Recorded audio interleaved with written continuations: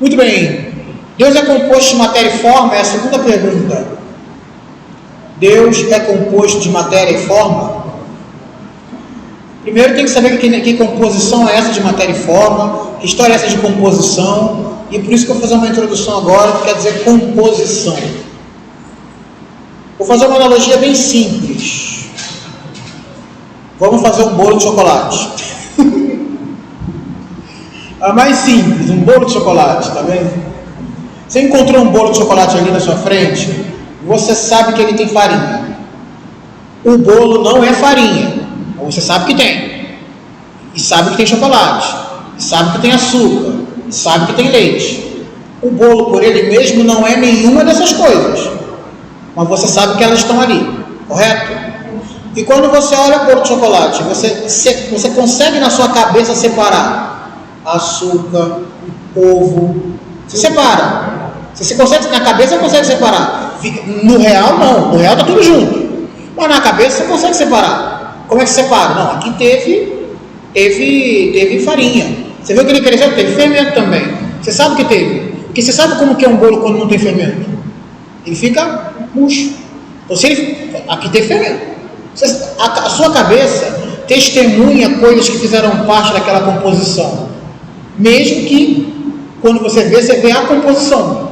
Você vê a coisa composta, mas a sua cabeça consegue analisar. Você provou, está docinho, alguém botou algum açúcar aqui dentro. A sua cabeça consegue descompor o que está composto no bolo. Está claro isso? E você olha para um ser humano? Você olha para um ser humano. Estou vendo um ser humano aqui agora, está vendo? Todos estão vendo. Está inteiro. Então, se é composto, está tudo aí já, junto, ao mesmo tempo. E se eu vou conseguir fazer a decomposição, não é partindo a pessoa no meio. A decomposição do que compõe o ser humano, eu tenho que fazer intelectualmente também. Do mesmo jeito com o bolo. Como que é o bolo quando ele não tem açúcar? Ele fica insosso. Provei o bolo. Tá doce? Tem açúcar. Como que ele fica quando não tem fermento? Fica murcho. Esse aqui está murcho? Não, tem fermento. Como que fica quando falta? Sabe isso? É assim que se identifica, não é? Analogamente, abruptamente, feiamente, é mais ou menos assim que nós conseguimos entender a composição dos seres corpóreos. Vamos lá. Estamos nós aqui, tá vendo? Um dia eu fui um bebê. Um dia eu tive 12 anos. Um dia eu fui mais gordo, outra vez menos gordo. Isso aconteceu várias vezes. Mas eu continuei eu. Tá claro isso? Tá perfeito? Com 12, bebê, é o mesmo eu. Mesmo com algumas características diferentes, mas é o mesmo eu. Isso pode significar uma coisa. Existem algumas transformações em mim que fazem toda a diferença. Ter 12 anos e ter 30 não é igual. Fazem toda a diferença. Mas não tiram o eu. Tá claro isso? Não muda o eu. A análise humana é simples. Bebê, grande. Tá bom? O eu é o mesmo. Ainda que tenham tido muitas transformações. Esse eu chamei de eu porque é o mais fácil de ver que é o ser humano. Mas isso não acontece só comigo. Com a árvore também. Árvore pequenininha e árvore grande. Não é a mesma árvore? Você fala assim, essa aqui é a árvore pequenininha. Aí quando ela cresceu, isso aqui é outra árvore. Não existe isso. É a árvore pequenininha que cresceu. Então não é só com eu, não é só com o ser humano, é com a árvore também. É com o cachorro. Mas também isso pode ser com o celular. Você imagina, o celular ganhou uma ranhura aqui. É o mesmo celular, só que agora com uma ranhura. O que significa isso? Existem algumas transformações que acontecem nas coisas que transformam a coisa inteira, que mudam a substância delas. Se eu pego isso daqui e taco fogo, não é mais celular. Né? Se eu pego uma árvore e transformo numa cadeira, não é mais árvore. E tem outras transformações que não alteram a coisa, que ela continua a mesma. As transformações que não alteram a coisa são chamadas de transformações acidentais. E as que mudam tudo são transformações substanciais. Isso significa que em mim tem algumas coisas que são acidentes, porque elas podem alterar sem que eu morra, sem que eu deixe de existir. E existem transformações que são substanciais, que se acontecerem, eu paro de existir. Então, em mim tem alguma coisa de substância e alguma coisa de acidente. Eu sou composto. Tem composição. Tem alguma coisa de acidente, alguma coisa de substância. Como que eu descobri isso? Pelo mesmo método que eu descubro quando o bolo não tem açúcar. Alguém entendeu isso? Então, tem uma coisa que é substância e outra que é acidente. Você consegue entender muito bem por que matar um feto no ventre da mãe é uma assinte terrível, né? Porque é a mesma substância que está lá. Meu coração, por exemplo, está batendo aqui desde quando era um feto, ele não parou. Quando ele parar, eu não vou estar mais aqui. É o mesmo movimento, é a mesma substância. Não tem momento que parou, aí teve uma transformação de substância, eu era um anjinho, aí mudou, aí virou. Não teve isso. É a mesma substância. A mesma substância que é feto, a mesma substância que é um idoso de 85 anos. E como é a mesma substância, quando você mata, você está matando quem? Um ser humano, ué. É por isso que é um assinte. É claro? Não é um monte de células. Não é um aglomerado de células. É isso. Não é um aglomerado de células. Agora, para responder a questão sobre o início, Deus é matéria, talvez o próprio conteúdo responderia isso. Se ele fosse matéria, ele estaria circunspecto a uma dimensão. Nós já vimos que ele não é pouco, ele também não é matéria. Exatamente. Mas a pergunta era se ele era um composto ilemórfico. Já está respondido a questão. É assim mesmo que responde. Ele não é matéria. Está bem resolvido. Mas o que eu estou querendo chamar a atenção aqui é que o que vem depois depende disso. Eu preciso mostrar que ele não é um composto ilemórfico. O primeiro eu quis mostrar que ele não era um corpo. Ele não era um corpo em hipótese alguma. Aí agora eu tenho que mostrar que ele não é um composto de matéria e forma. Que a matéria ela é chamada de potência pura potência, matéria-prima. Só que para poder explicar a pergunta, se Deus é composto de matéria e forma, eu explico que é matéria e que é forma. E é por isso que eu estou fazendo essa explicação. A gente tem que apresentar aquilo que a gente chama de constituição do ente corpóreo para entender a pergunta. O problema todo é que a gente não entendeu nem a pergunta, São Tomás. Deus é composto de matéria e forma? O que é matéria e forma? O que ele está falando? Então, é por isso que eu estou fazendo essa explicação toda. Explicando substância acidente, daqui a pouquinho eu vou explicar a essência e ser, depois eu vou explicar matéria e forma. Que aí completa a explicação sobre a constituição do ente corpóreo. Tá bom? Então deu para entender a substância e o acidente, não é isso? Ok? Maravilha. Agora vamos para águas mais profundas. Vamos dar um top. Vamos subir um pouquinho. Agora tem um detalhe. As substâncias, né, coisas que existem por si mesmas, elas, como se diz? Elas não são todas iguais. Por exemplo, eu sou substância não, eu sou ser humano, não é isso? E a árvore é árvore. Eu substância, a árvore também é substância. Mas nós não somos iguais. Tem que ter alguma coisa que distingue a mim da árvore, é claro. Mas por outro lado, tem uma semelhança entre nós. Ela é real e eu também sou real. Então, existe uma semelhança entre mim e a árvore.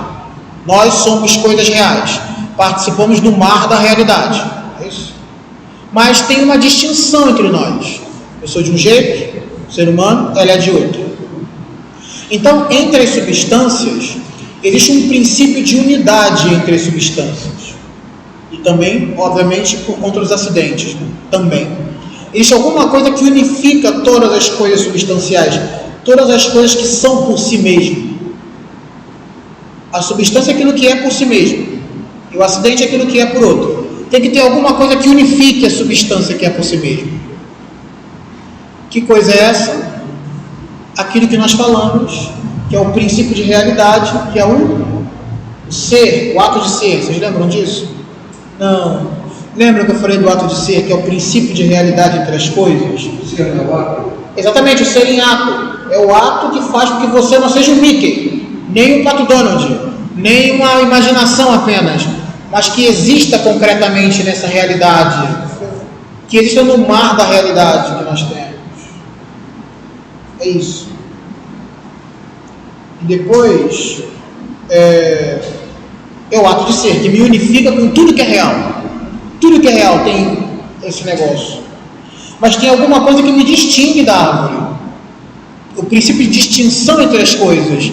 Esse princípio é chamado de essência. O ato de ser é o que é realidade, que me dá a realidade, que me faz não ser o Mickey. Mas a essência é o que faz com que eu não me confunda com as outras coisas. Eu sou humano, não sou árvore. E o que faz com que este aqui tenha um princípio que não tem a árvore? A essência, a minha essência. A diferença entre a coisa concreta na sua frente e a realidade inteira é a essência daquela coisa. Isso que é a essência. Tá bom? Essa última você pode repetir. A diferença ontológica entre o ser, a realidade, e o ente. Por que eu não sou toda a realidade? Porque eu tenho uma essência que me limita, que é a essência humana. Existe o real inteiro, tudo que é real, e desse meio todo meio ali. E por que eu não sou o real inteiro? Porque eu tenho uma essência que me limita, que é o que me distingue de todas as outras coisas. É a minha essência. Não só a essência, quer dizer, além da essência como princípio de distinção, existe uma outra coisa que me distingue também, que é um negócio chamado hipóstase. Hipóstase.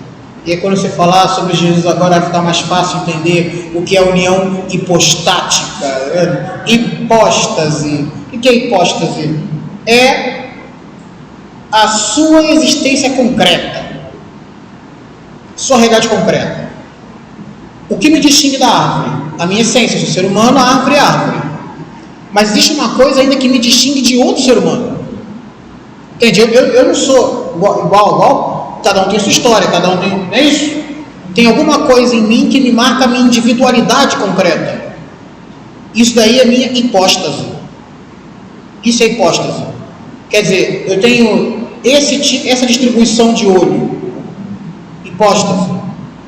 Ser humano, com esta distribuição de cara, com este corpo, com este tipo de material orgânico, hipóstase. Quer dizer que entre nós, ambos somos do gênero humano, Isso. somos homens, Mesma essência. mas eu tenho uma hipóstase diferente da sua. Exatamente. E essa hipóstase é exatamente o que faz de ti um ser individual. A individualidade, que te torna indivíduo diante de tudo. Porque senão nós seríamos apenas cópias da humanidade. Não é uma cópia da humanidade. Nada que somos diferentes. O ser humano é mais claro ainda, né? Mas como se fôssemos cópias, não é só cópia. É indivíduo, concretamente separado, diferente. Então, isso é a hipóstase. Então, o que nos distingue, o que me distingue das espécies é a minha essência. A espécie da árvore, a espécie do cachorro. O que me distingue das espécies? As essências. O que me distingue dentro de uma espécie? A hipóstase. Deu para entender? Espécie humana é diferente das espécies das árvores. Então, o que distingue as espécies entre si? A essência. E o que distingue alguém dentro de uma espécie? A hipóstase, que é a sua individualidade mesmo. Tudo bem? Hã? Cada um é cada um, hipóstase, isso aí. Cada um é cada um. Ainda que tenha a mesma essência. Então, o que distingue essência e ser? As substâncias reais, corpóreas, como essas que nós temos à nossa disposição de ver, elas possuem uma essência que as distingue e um ser que as unifica. E essas duas coisas juntas geram aquela substância que você consegue ver. Isso, obviamente, dada por uma hipóstase. Deu para entender isso? Vamos para águas mais profundas. Vamos dar mais um salto. Para acabar. Porque... a união hipostática? Então, a união hipostática, olha que coisa interessante. É a pessoa divina que se une à natureza humana. Então, ali você tem um indivíduo. Isso é muito interessante. O indivíduo Jesus Cristo, a pessoa de Cristo é a pessoa divina. É um indivíduo ali concreto. E esse indivíduo se uniu à natureza humana, tem a natureza humana. E é por isso que o olhar de Cristo é o olhar individual de Deus.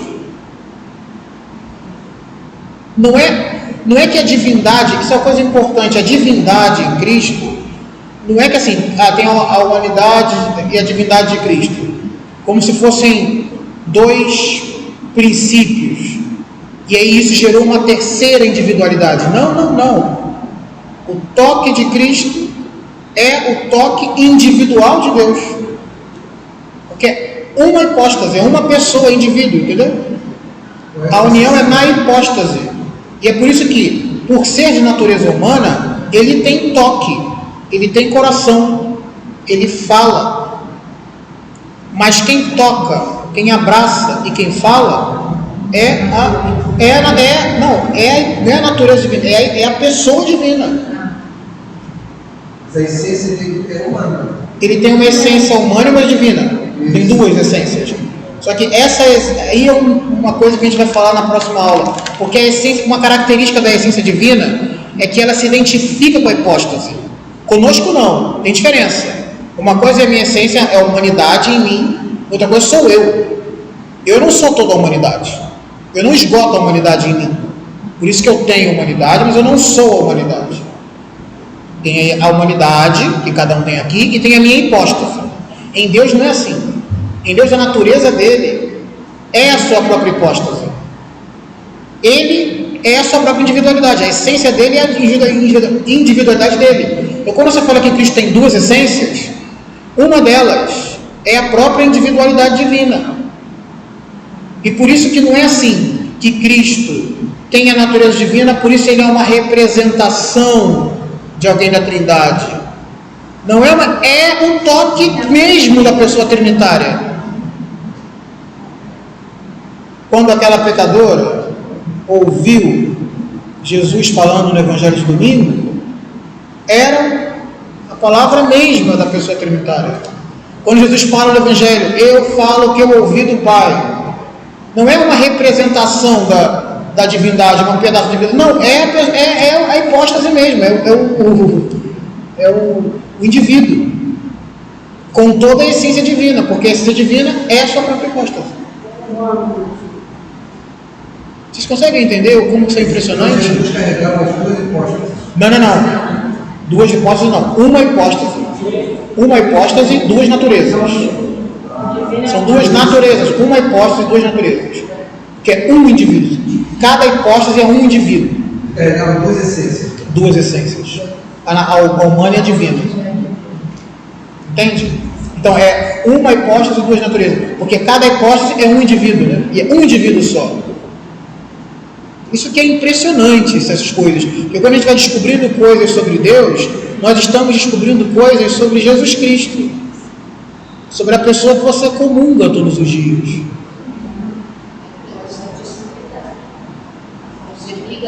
Exatamente. É essência humana e a essência divina. Muitas vezes ele se dirige ao Pai, né?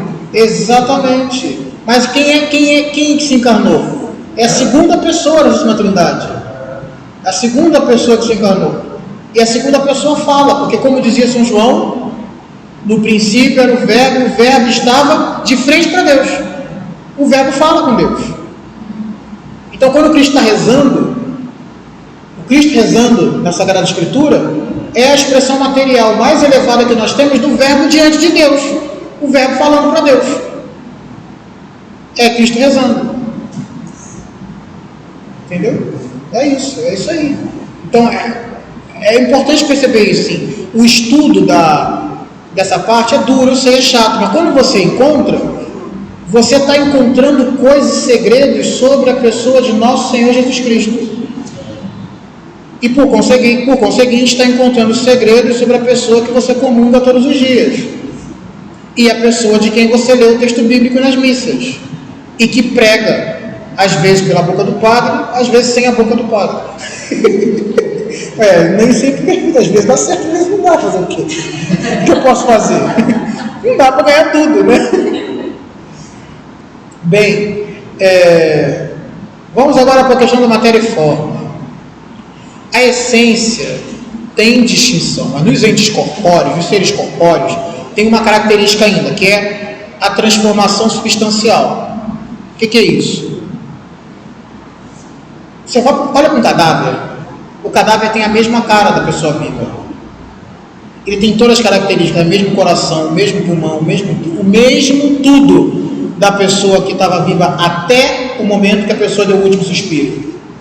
Naquele primeiro momento, depois do último suspiro, o corpo é igual, mas não é mais aquela pessoa. Porque ali aconteceu uma transformação substancial. Que transformação é essa? A alma separou do corpo. Então, olha que coisa impressionante. Quando você vê um cadáver, existe uma diferença clara entre corpo e alma. Porque se não tivesse diferença entre corpo e alma, o cadáver ia ser a mesma pessoa. E essa distinção é invisível, porque o cadáver tem o mesmo peso, tem as mesmas características, tem a mesma cara, tem o mesmo tudo. Então existe algo de invisível que torna um corpo completamente distinto. E esse princípio de invisível que torna um corpo completamente distinto, esse princípio tem uma função: fazer com que aquele corpo se mova por si mesmo. Mova por si mesmo. Eu estou movimentando aqui, tá vendo? Estou vivo.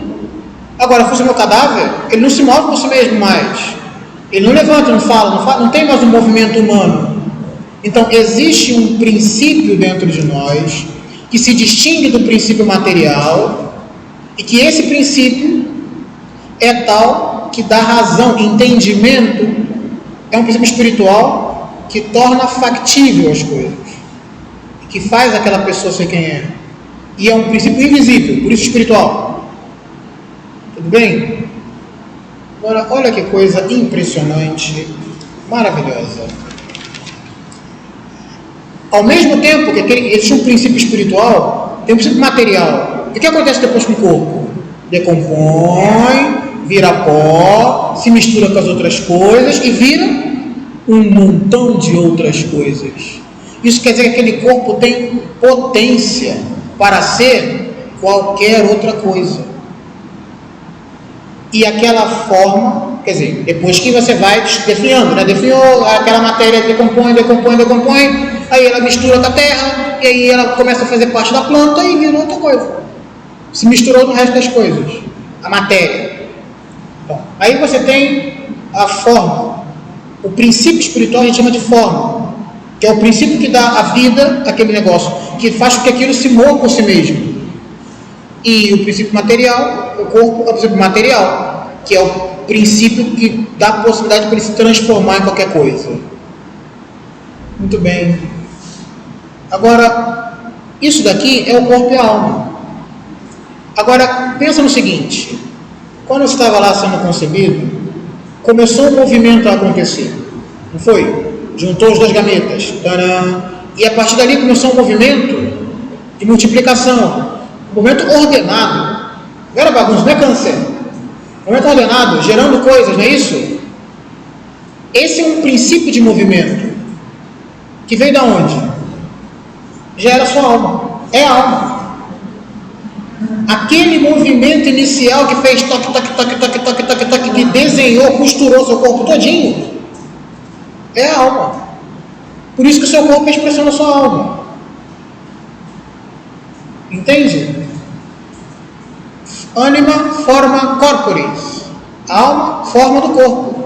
Porque a forma, ela é que costura toda a matéria para ela ser, costura desse jeito. 2 braços, 2 pernas, tem inteligência, tem um cérebro. Não é que existe um projeto divino que constrói meu corpo e alguém bota uma alma ali dentro, entendeu? É a alma que costura. Então, A alma é a infusão dada por Deus. A alma intelectual é a alma que vem de Deus. A alma intelectual, a que nós temos, a natureza não tem, por isso que ela é criada de Deus a partir do nada. Cada ser humano que nasce é Deus fazendo uma intervenção na natureza do mesmo jeito que fez no dia que criou o mundo. E é por isso que o aborto é um absurdo.